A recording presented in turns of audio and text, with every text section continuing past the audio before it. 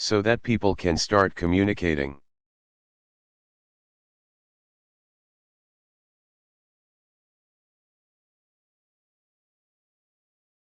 And once the hardware is in place, then where the real development happens is in the software.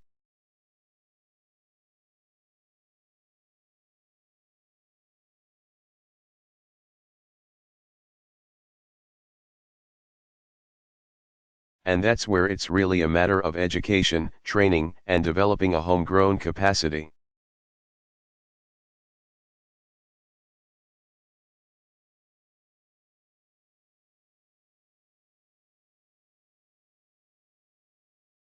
And so what we'll do is we'll work with both civil society groups, as well as the government.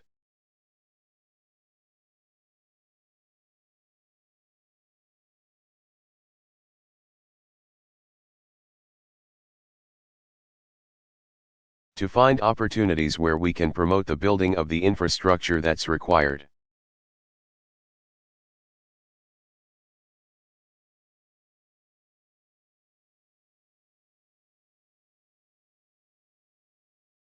But what's really required is also making sure that young people are trained.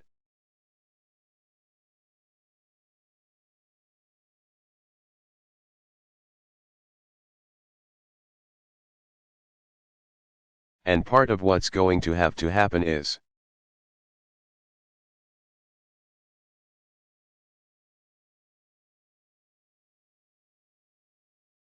in the United States, most of the IT development happened through the private sector.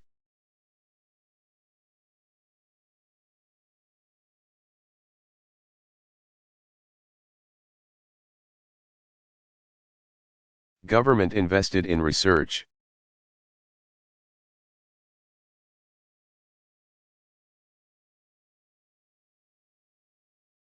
And so the idea of the internet was developed with the help of government funding.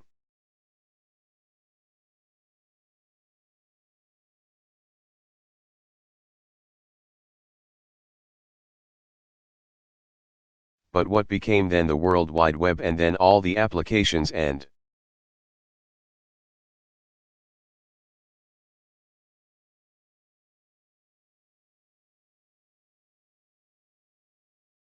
social media and all that was really developed through the private sector.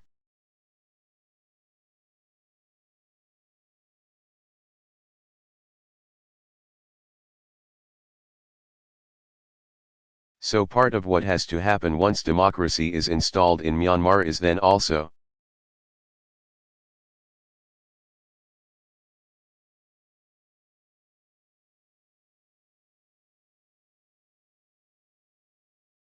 looking at how are you structuring laws to encourage innovation and entrepreneurship.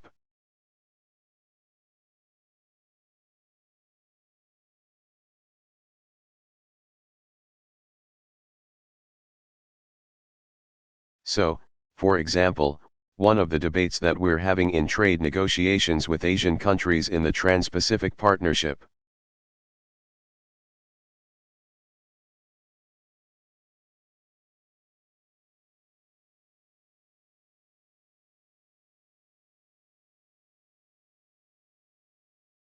The big trade initiative that we're moving forward, is the need to protect intellectual property.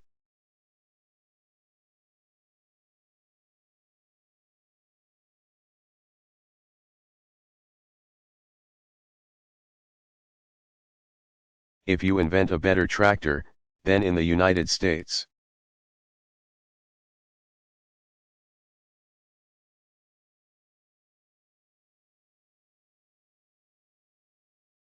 you go to a patent office and you register your patent.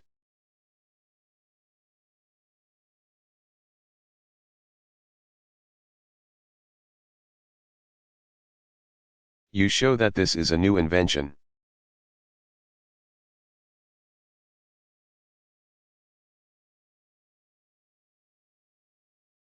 And if anybody then wants to produce this new tractor, they have to pay you for using your idea.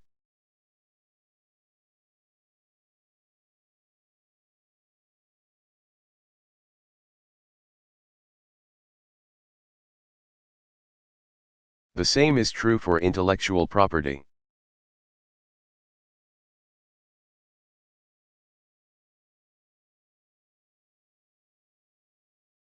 If you come up with the idea of Facebook, then you need to be able to get a benefit from this idea.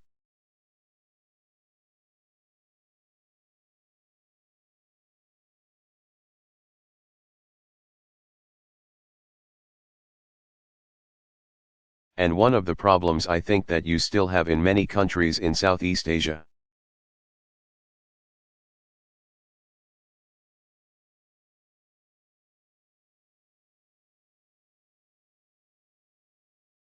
And around the world is weak intellectual property protections.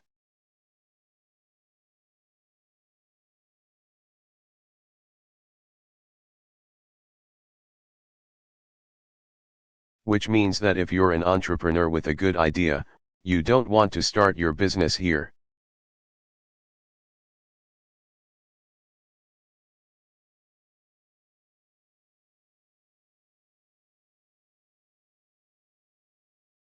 Because next thing you know somebody steals your idea and they just start their business.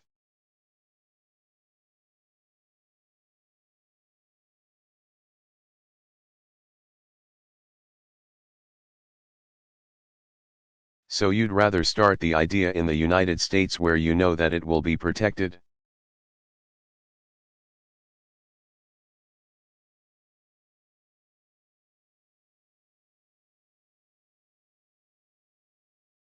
And then maybe you will lease to other countries.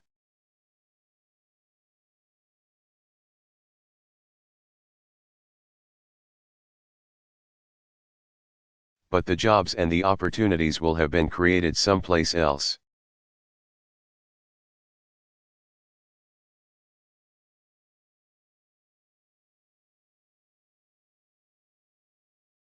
So setting up regulatory structures, protections for intellectual property.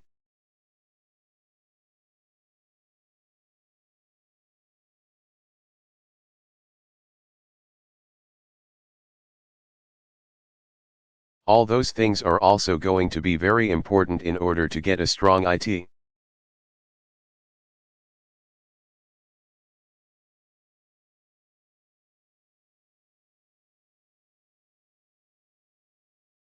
Culture and an innovation culture here in Myanmar and throughout the region.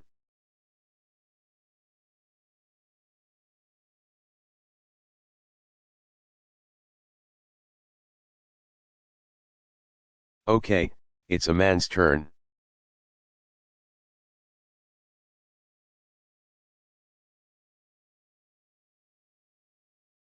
Let's see. I'm going to go with this guy right here. Hold on a second. Now.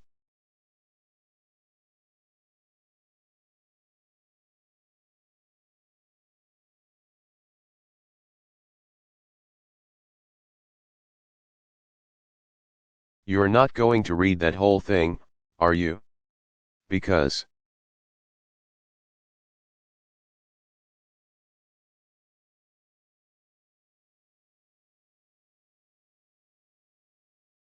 question, I read you a question.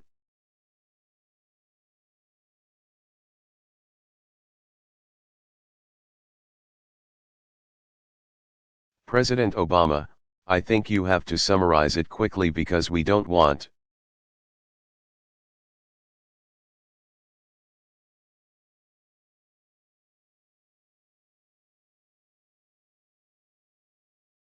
Question, yes, yes, just want to give you a kind of cheat sheet.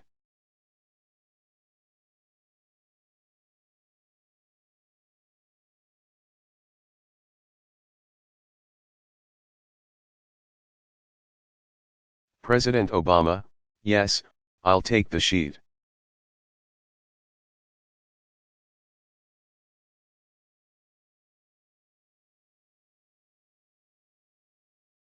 Question, okay.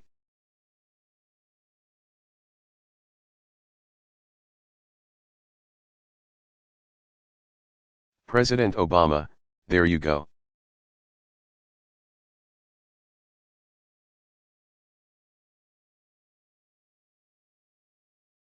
All right.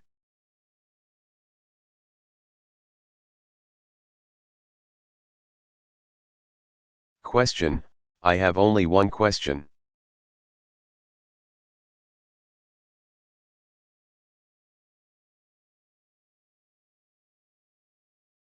President Obama, there are 20 questions on here.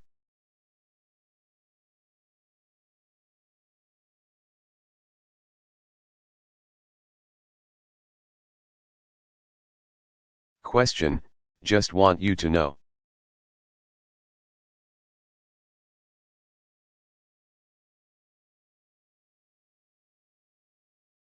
President Obama, why don't you just ask me one of them?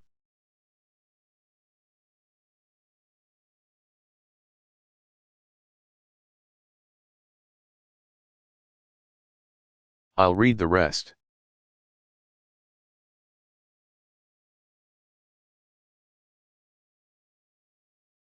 Question, my question, as you know, may I know your opinion about like how to create national identity?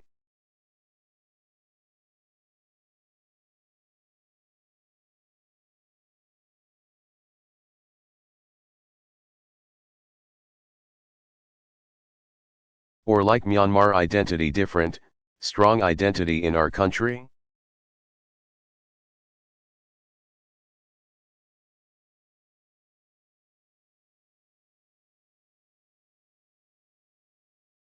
President Obama, yes.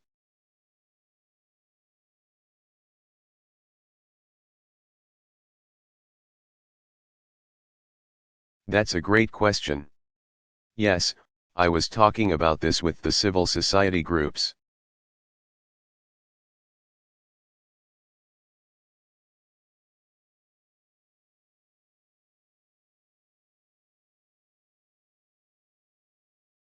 Because we are very supportive of the efforts to get a ceasefire and a peace process.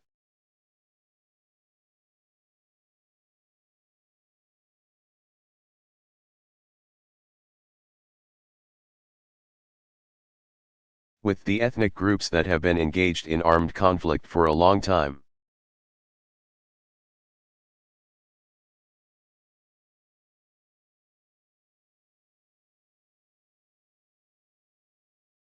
And we've already talked about some of the problems that the Muslim populations have faced in Rakhine State.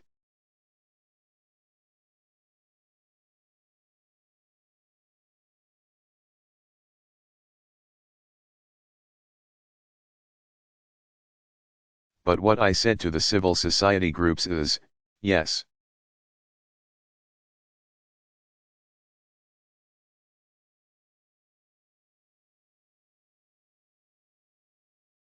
It is important to protect specific ethnic groups from discrimination.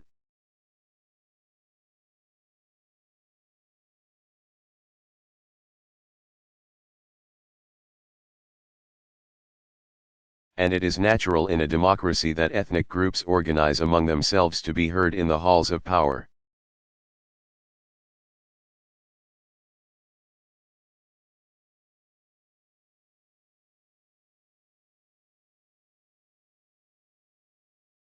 So in the United States, for example, as its democracy developed, the Irish in big cities.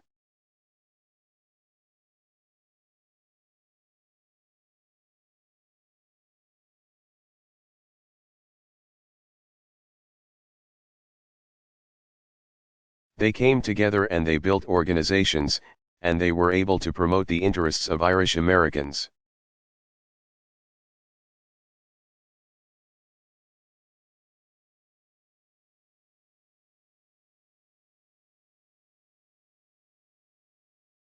And African Americans, when they were seeking their freedom.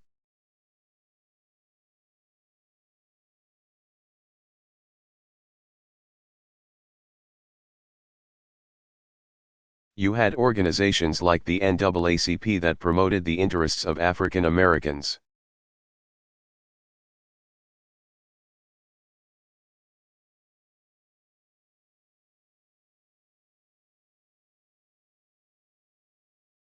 So there's nothing wrong with groups organizing around ethnic identity.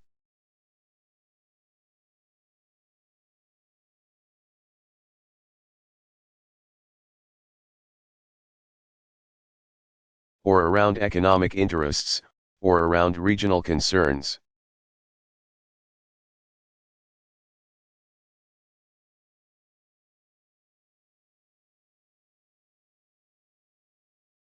That's how a democracy naturally works.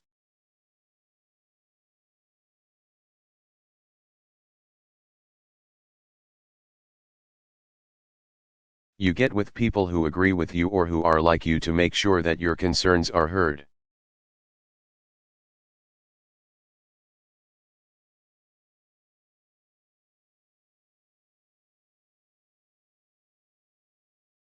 But what I said is that it is important for a democracy that people's identities are also a national identity.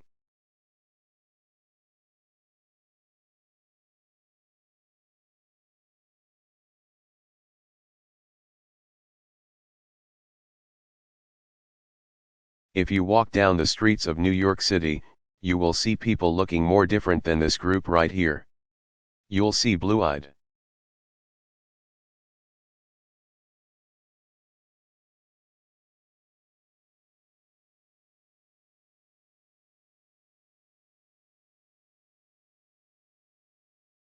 blonde people. You'll see dark-skinned,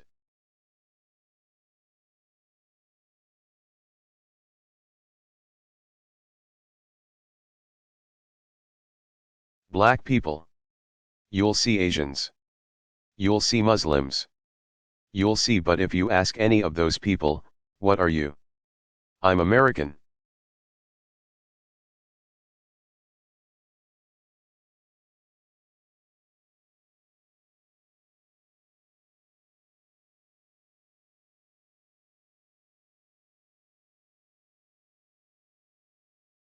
Now I may be an African American or an Asian American or an Irish American.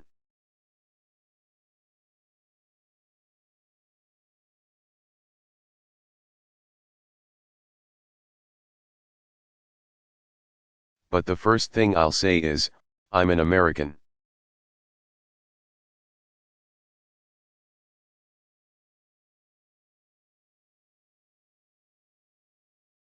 And if you don't have that sense of national unity, then it's very hard for a country to succeed.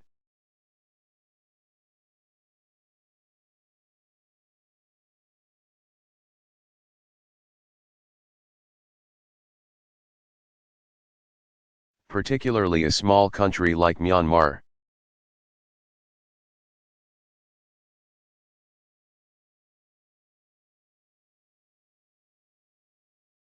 If people think in terms of ethnic identity before national identity,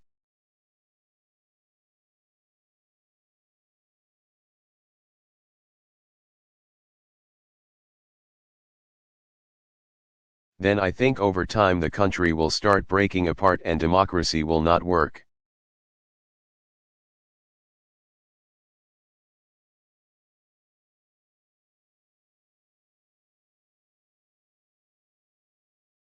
So there has to be a sense of common purpose.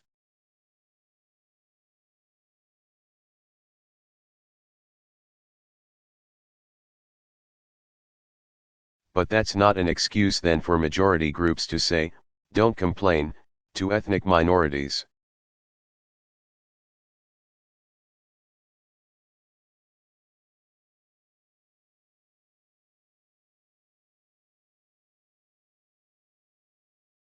Because the ethnic minorities may have some real complaints.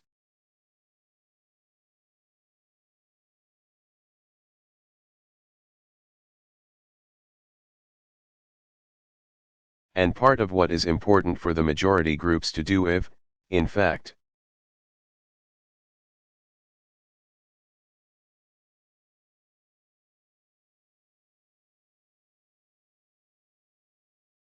you have a national identity, that means that you've got to be concerned with the minority also because it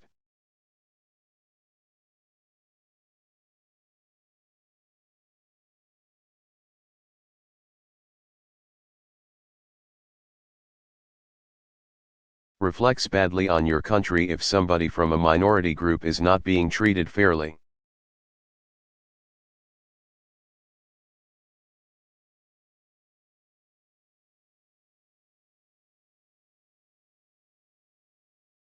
America could not live up to its potential until it treated its black citizens fairly.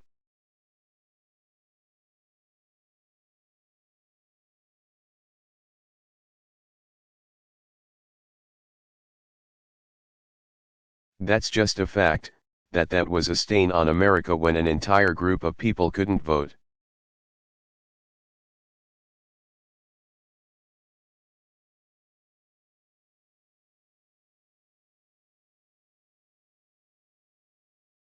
Or didn't have legal protections.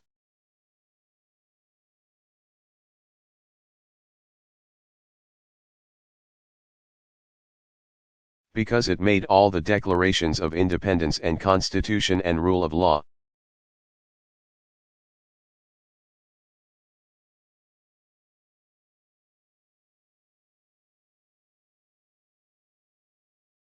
It made that seem like an illusion.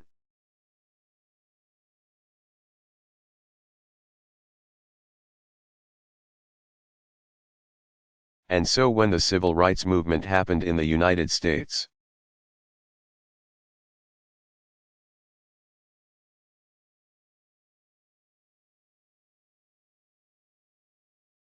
that wasn't just a victory for African Americans, that was a victory for America, because what it showed was that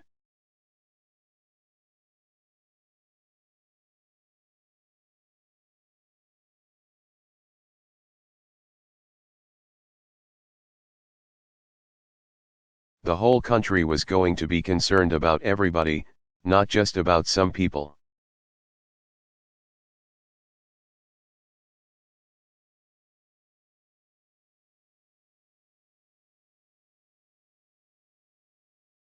And it was a victory for America's national identity that it was treating minorities fairly.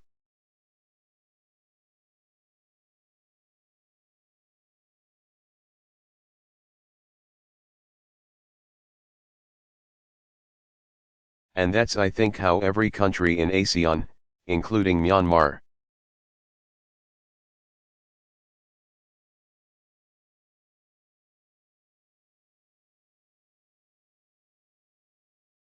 needs to think about these problems. You need to respect people's differences.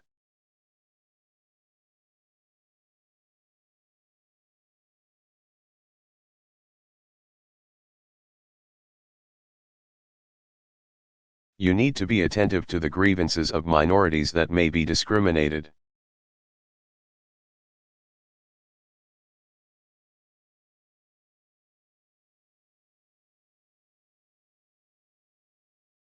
Against. But both the majority and the minority, the powerful and the powerless.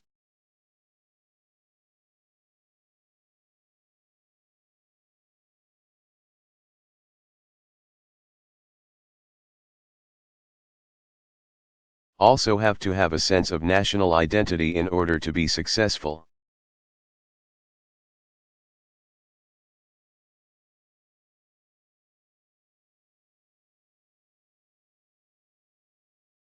I got time for 2 more questions.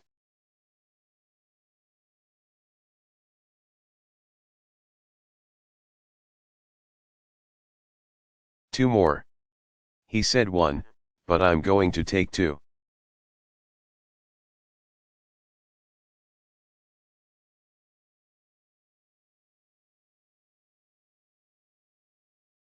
See, it's going to be one of you 3. What do you think? Who should out of the 3 of you?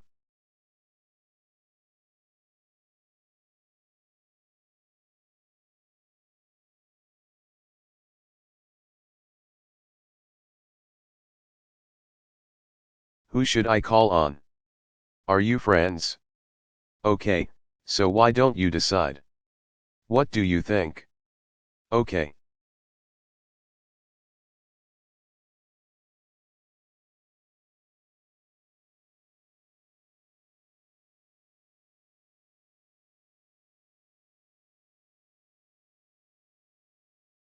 Yes, rock, paper, scissors.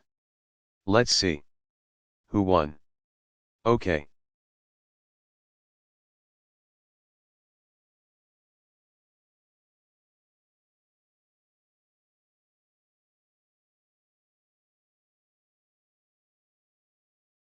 Go on. There you go. What did you win with? Were you scissors or rock? Were you rock or scissors or paper?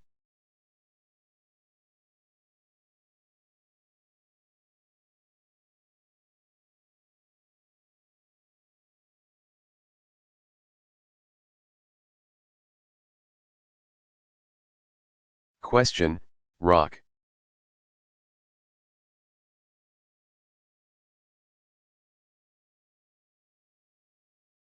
President Obama, rock. Question, I rock.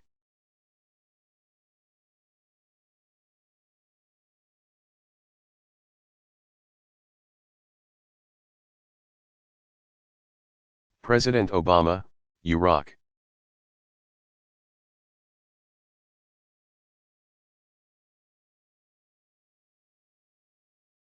Question, yes.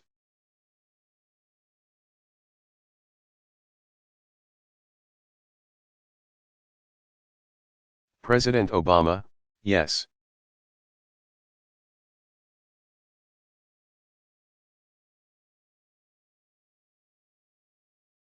Question, Mingalaba, Mr.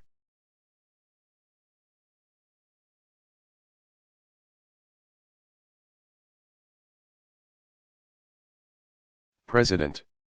I am from Burma from Inaudible in American Center.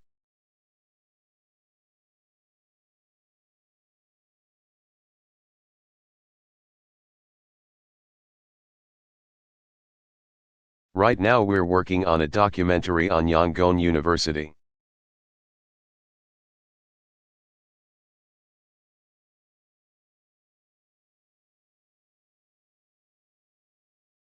Congregation hall where you spoke the last time you came.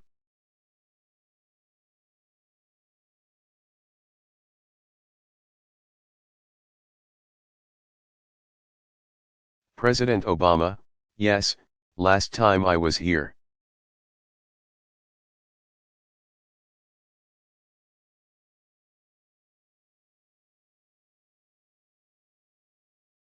Question, yes.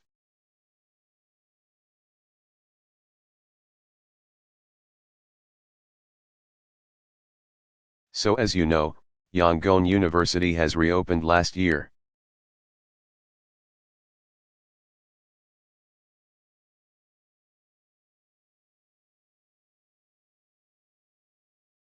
(2013). So do you think it is a good start to rebuild the higher education system in Burma?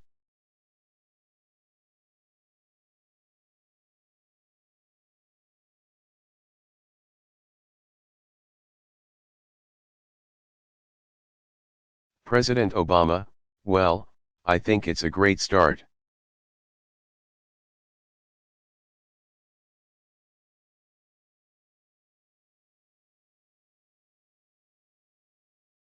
But I think, as I said before, one of the biggest challenges Myanmar is going to face is rebuilding.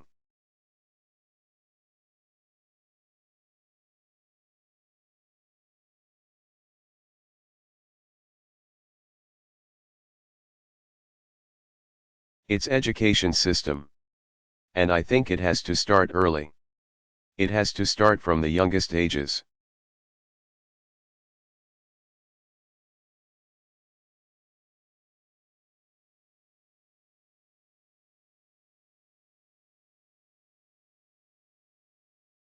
One of the things that we've learned from science is that the most that you will ever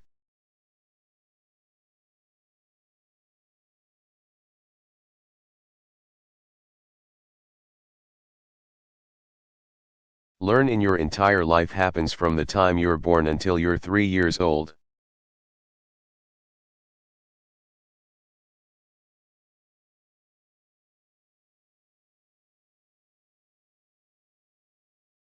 Between your birth and the age of 3, that's when your brain is developing the most. And what we've learned.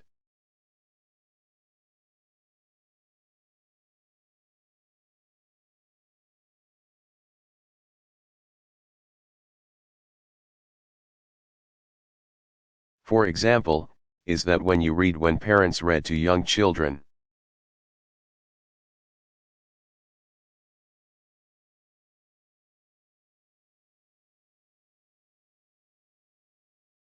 Even before the children know how to read, the children are building a vocabulary that will put